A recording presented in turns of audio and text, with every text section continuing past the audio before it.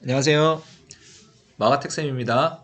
운동과 건강의 관계 두 번째 단원인 건강과 운동 효과에 대해서 알아보는 시간을 갖도록 하겠습니다.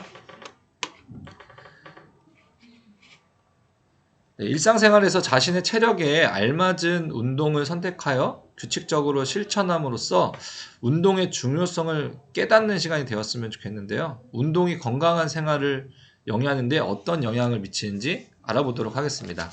네, 오늘의 학습 목표입니다.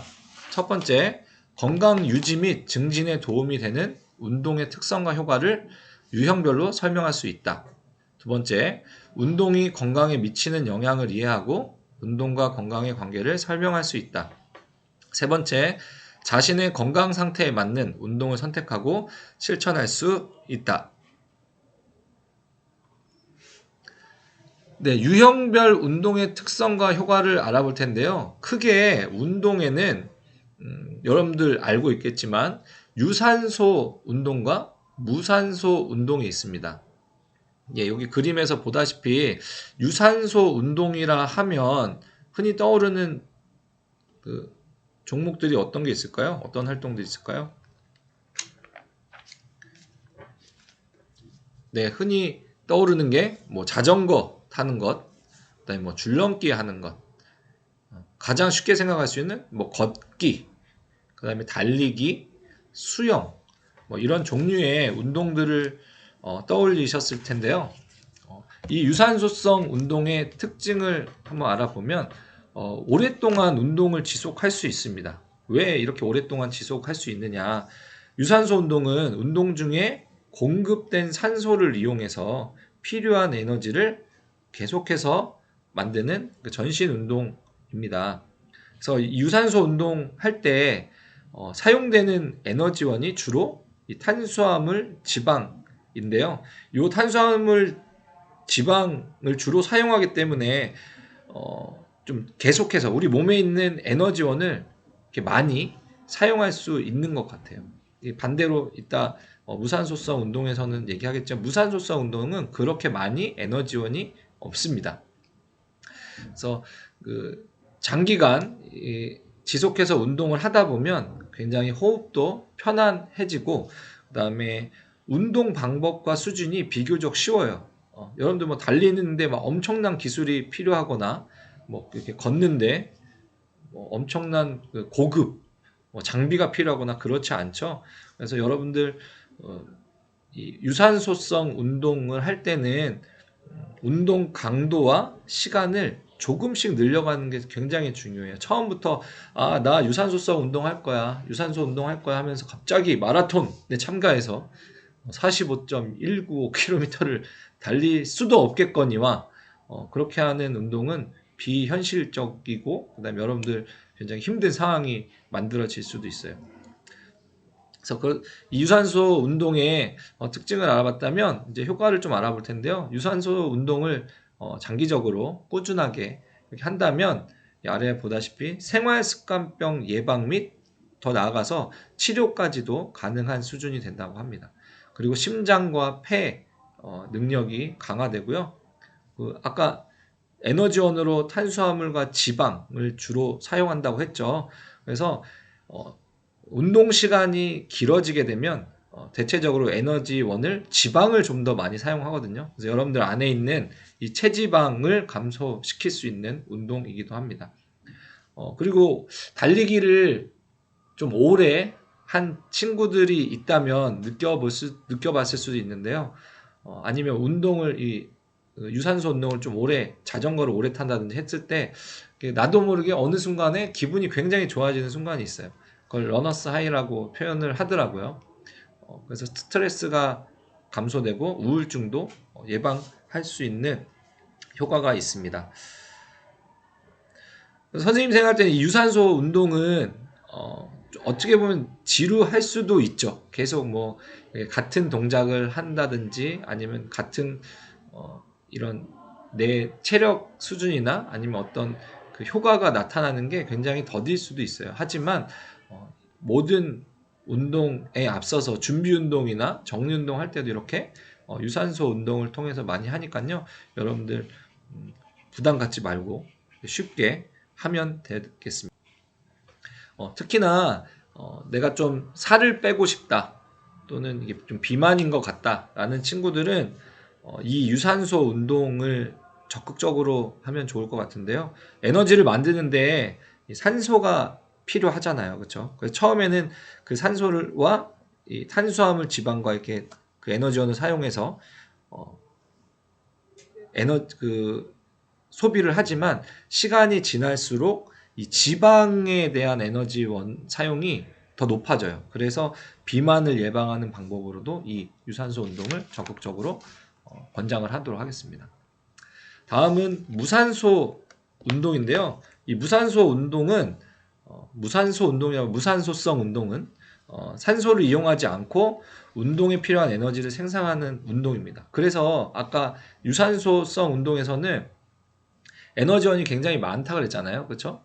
근데 이 무산소성 운동은 아주 짧은 시간에 에너지를 소비를 하는 생산하고 소비를 하는 시스템이기 때문에 짧은 시간에 많은 힘을 발휘할 수 있는 운동 종류들이 이 무산소성 운동이에요. 그래서 여기 그림에 보다시피 흔히 알고 있는 웨이트 트레이닝, 힘을 팍팍 발휘를 해야 되죠. 벤치프레스나 뭐 컬이나 이런 거 덤벨 같은 거 들 때도 힘을 짧은 시간에 발휘를 해야 되는데 이 웨이트 트레이닝이 있고요.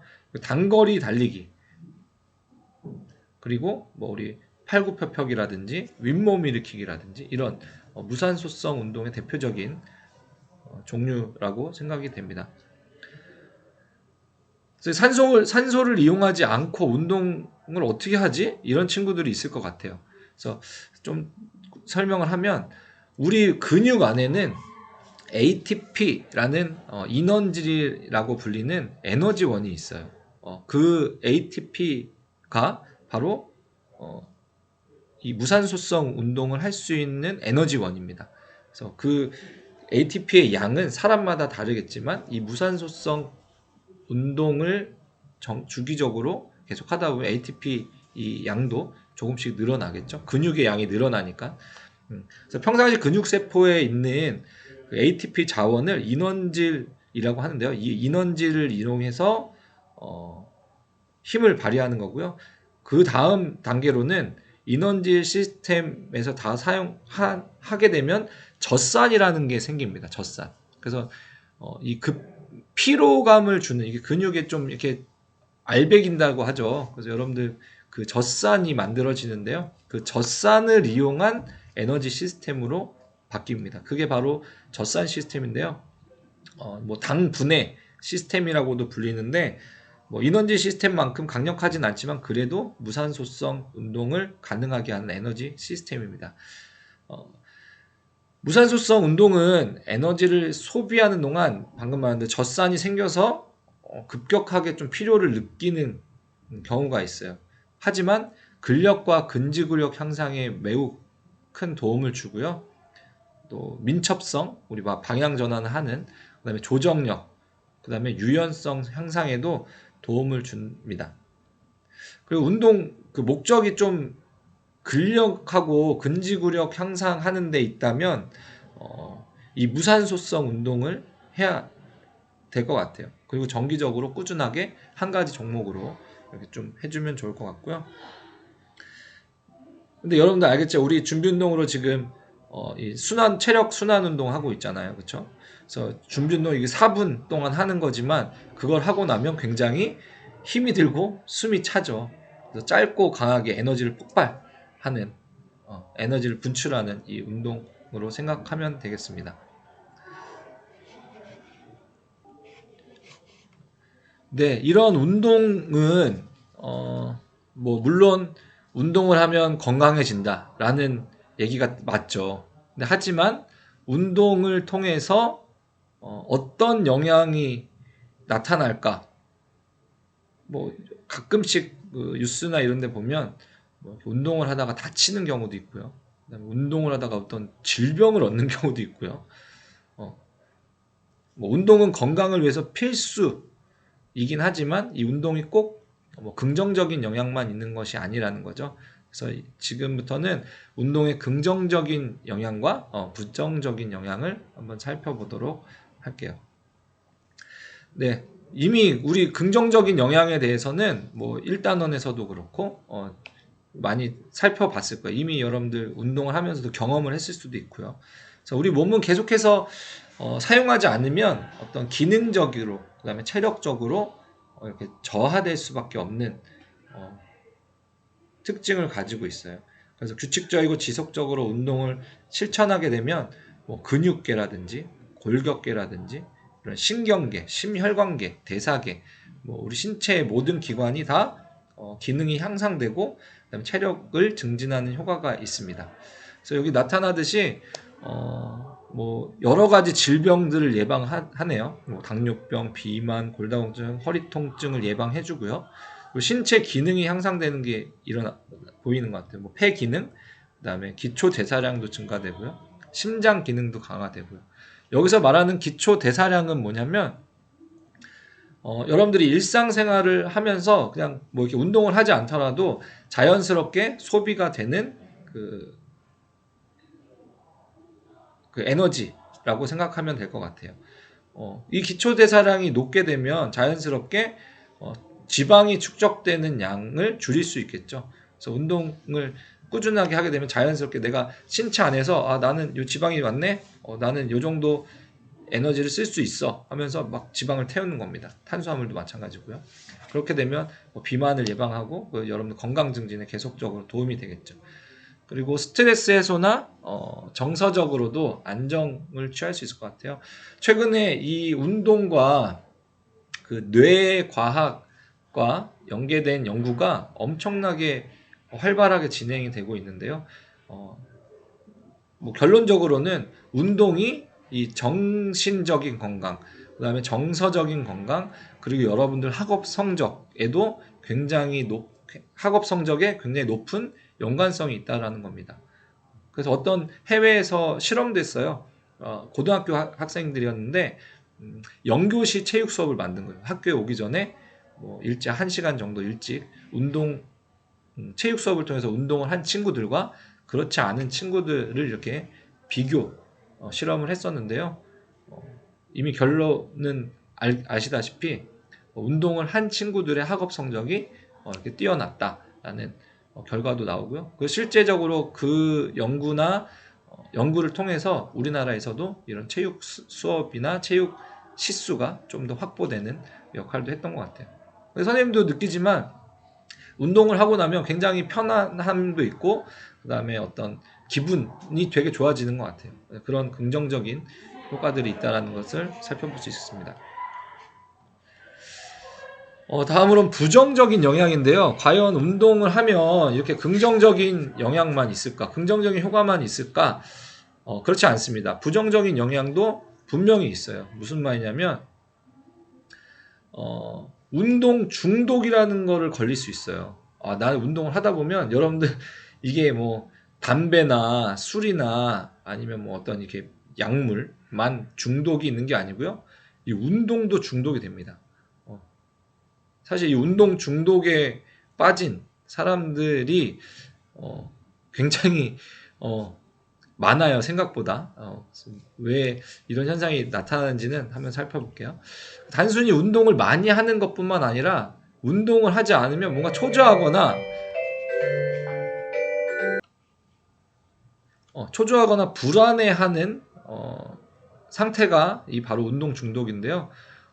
특히나 이게 막 심해지면 내가 몸이 아파요. 내가 막 몸이 다쳐요. 그럼에도 불구하고 운동을 계속하는 사람들이 있어요. 그래서 이렇게 운동 중독에 빠지게 되면 피로골절, 우리 뭐 여기 근육통 같은 건데요. 그런 거나 아니면 만성 피로에 빠질 수 있고요. 이걸 극복하기 위해서는 운동 종목을 좀 다양하게 해야 될 것 같아요. 뭐 어떤 한 종목만 하는 것이 아니라 다양한 유형의 종목을 참여하고 그다음에 적정량의 운동을 하면 좋을 것 같습니다.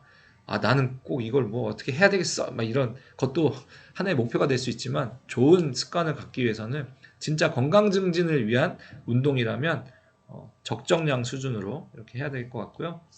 그러다 보면 운동 손상도 일어날 수가 있어요. 다치는 거죠. 부상을 일으키는 거죠. 운동을 너무 열심히 하다 보면 이게 신체 기능을 약하게 할 뿐만 아니라 그 다음에 이게 부상이 오게 되면 이게 흥미를 또 잃게 돼요. 그래서 운동 선수들, 뭐 국가대표나 이런 선수들이 운동을 그만두게 되는 이유 중에 하나가 바로 이 운동 손상, 부상 때문입니다. 즉 부상은 기술이 미숙하다든지 과도하게 운동을 했다든지 그다음에 준비 운동이나 정리 운동을 하지 않았다든지 장비나 시설이 좀 이렇게 안전하지 않은 상태에서 했을 때 운동 손상이 일어나고요. 이 운동 손상이 일어났을 때는 응급처치를 해줘야 되겠죠. 우리 알고 있는 라이스법, 뭐 안정, 얼음찜질, 압박, 올리기, 때에 따라서 심폐소생술도 해야 될 것 같고요. 그 다음으로 나타나는 부정적 영향은 이거는 뭐 부정적인 영향보다도 운동을 하다가 이런 일이 발생할 수 있다는 거죠. 탈수 증상이 일어납니다. 운동을 하면서 수분을 원활하게 공급하지 않았을 때 우리 몸에서 이제 운동할 때 땀이 막 나잖아요. 땀과 함께 수분과 함께 염분도 이렇게 같이 배출이 되는데 그럴 때 수분이나 염분을 공급하지 않았을 때 나타나는 겁니다. 이럴 때는 이제 뭐 두통이 일어나고 갑자기 근육 경련이 일어나는 경우도 있고요. 심하면 탈진해서 쓰러져서 의식을 잃게 되는 경우도 있다고 합니다. 그래서 이럴 때는 수분을 충분하게 섭취를 해주고요. 중간중간에 충분한 휴식도 함께 해야 된다는 겁니다. 네, 그럼 운동 중독, 여러 가지 부정적인 영향 중에서 운동 중독에 대해서 조금 더 볼 텐데요. 운동 중독 예방하기 위해서는 어떻게 해야 될까? 한번 여러분들 생각해보는 시간을 가졌으면 좋겠어요. 그 운동 중독 초기에는 다른 어떤 일에도 흥미를 느끼지 못하고 운동에만 이게 몰두한 상태예요. 그래서 나는 다른 것보다 운동이 제일 재밌어. 그래서 처음에 이렇게 시작을 합니다. 그러다가 나 좀 몸도 좋아지고 체력도 좋아진 것 같아. 한번 해볼까? 이제 막 이제 하는 거죠. 운동 강도를 최대 높이고 체력이 막 고갈될 때까지 바닥 날 때까지 운동을 하는 상태입니다. 이게 바로 이제 중기 증상이고요. 이제 좀 더 나아가서 이제 말기 증상 때는 체력도 고갈된 상태에서도 막 더 하는 거예요. 그래서 결국에는 다치거나 병을 얻어도 이제 그만둘 수가 없는 거예요. 너무 운동에 빠져 있기 때문에. 네, 이게 말기 증상입니다. 여러분들은 운동 중독 돼 있는 친구도 있을까요? 나 있기를 좀 바라기도 좀 한편으로 하는데 네, 운동 중독을 예방하기 위해서는 어떻게 하면 될까요? 네, 한 종목에만 이렇게 너무 빠져있지 말고 다양한 종목에 대해서 일단 참여를 하는 게 좋을 것 같고요. 두 번째는 적정한 운동량을 꾸준하게 지속하는 것이 이 운동 중독을 예방할 수 있는 방법이 될 것 같습니다. 그러면 이제 운동 중독에 빠지지 않고 나에게 적합한 운동을 어떻게 하면 선택할 수 있을까? 그런 거 한번 생각해 볼 텐데요. 운동 선택 시 고려해야 될 사항들 몇 가지 알아보겠습니다. 먼저 운동이 왜 필요한지를 알아야 되겠죠. 건강 증진을 위해서 운동이 필요하다라는 건 그냥 알고 있는데 왜 필요한지 그거에 대해서 알아야지 그 운동 목적을 세울 수 있을 것 같아요. 그리고 여러분들의 운동 능력, 신체적 능력을 고려해야 될 것 같고요. 여러분들 어떤 목적에 의해서 왜 이거를 운동을 해야 되는지 그 다음에 어떤 효과가 있을지에 대해서 알아야지 운동 종목을 선택을 할 수 있을 것 같습니다. 또한 여러분들이 지금 살고 있는 아니면 생활하고 있는 지역에서 어떤 운동 장소가 있는지 그 누구와 함께 할 건지에 대한 고민도 함께 해줘야 될 것 같고요. 내가 지금 어느 정도의 건강 상태인지 어느 정도의 체력 수준인지를 파악해야지 운동 선택할 때 좀 도움이 될 것 같아요.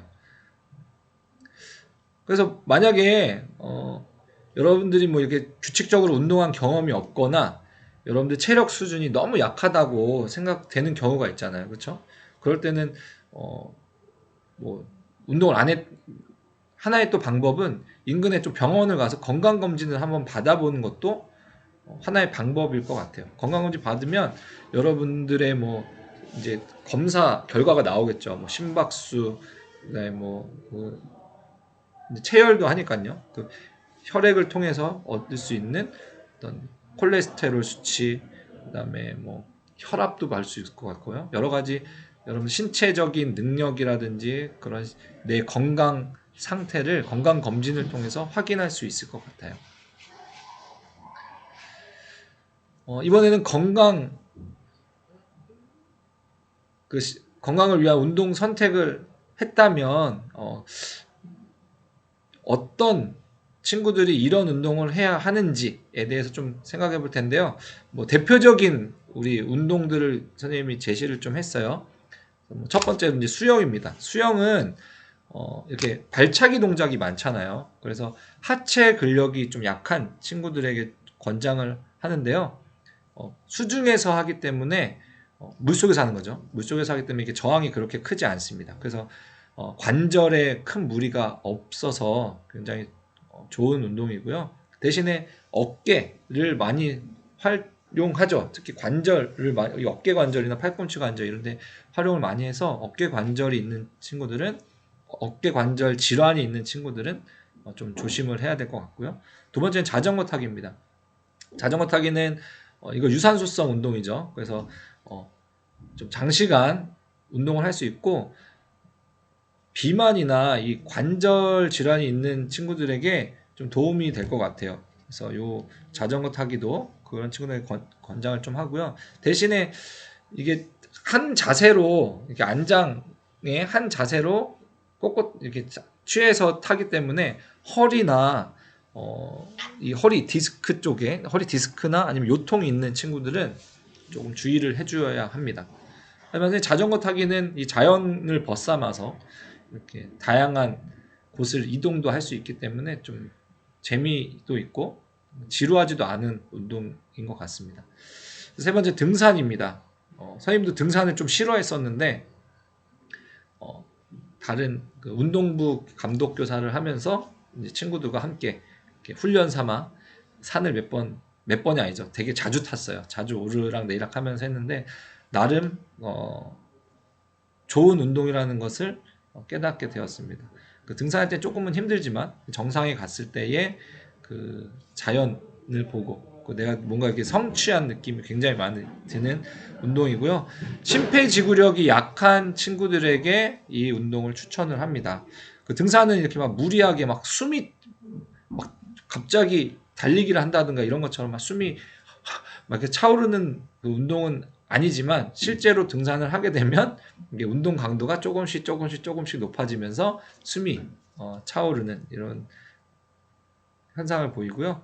운동 강도를 특별하게 늘리지 않더라도 내 체중을 이용해서 이렇게 오르는 거기 때문에 그 운동 계획할 때 좀 도움이 될 것 같아요. 근데 이 관절에 좀 안 좋다고 하죠.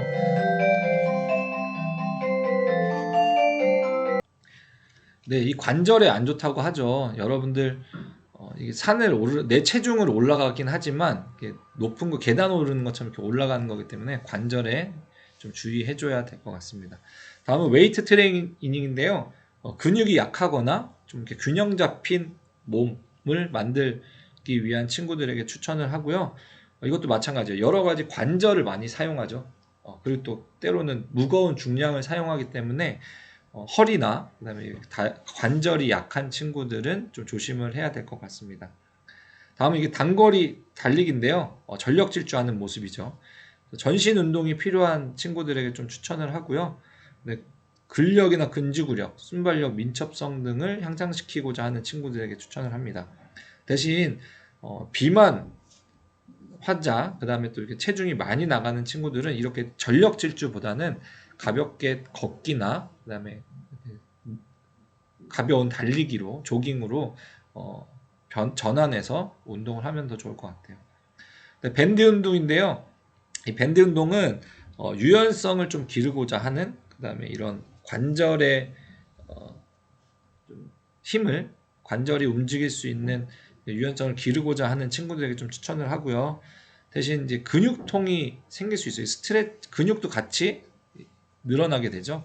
그래서 이 밴드가 늘어나면 과도하게 갑자기 팍 늘어난다든지 이런 불상사가 일어나지 않도록 조절을 해야 되겠습니다. 네, 여러 가지 운동이 많은데요. 여러분들한테 맞는 여러분들의 건강 상태에 맞는 운동 실천을 했으면 좋겠다는 차원에서 이 유산소성 운동과 무산소성 운동을 단계별로 좀 이렇게 해봤어요. 뭐 크게 이렇게 나눠져는 있지만 이것이 뭐 정확한 매뉴얼은 아니고요. 여러분들마다 또 다르겠죠. 중요한 건 1단계, 2단계, 3단계에 거치면서 조금씩 운동 강도가 늘어난다는 겁니다. 운동 강도라 하면 운동 시간이 늘어날 수도 있고요. 그 다음에 운동 빈도가 조금 늘어날 수도 있을 것 같고요.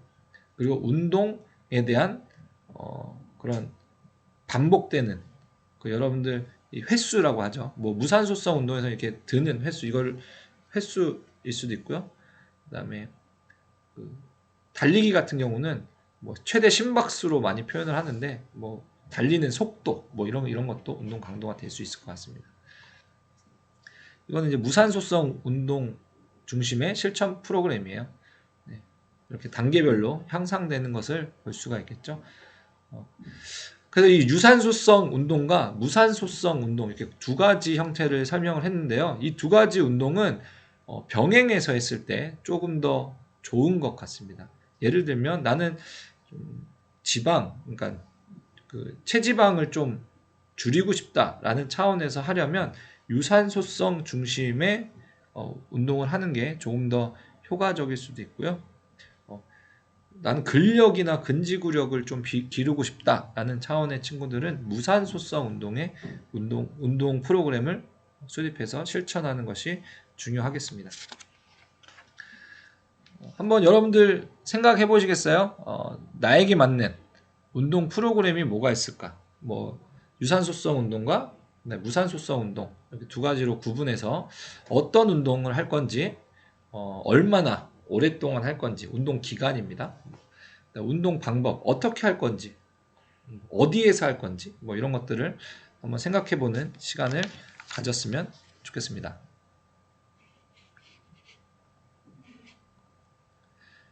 네, 그러면 오늘 수업을 토대로 세 가지 정도 한번 또 문제를 풀어보도록 하겠습니다. 네, 먼저 첫 번째, 유산소성 운동의 효과에는 어떤 것들이 있을까요?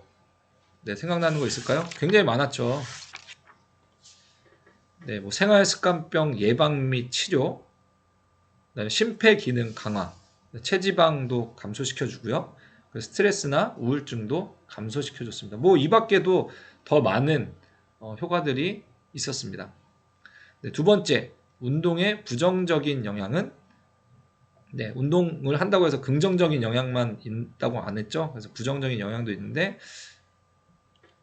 네, 첫 번째로는 운동에 중독될 확률이 있죠. 그렇죠? 운동을 너무 이제 좋아하고, 그다음에 운동을 잘못 하게 되면 이제 두 번째로 다칠 수도 있는 경우도 생깁니다.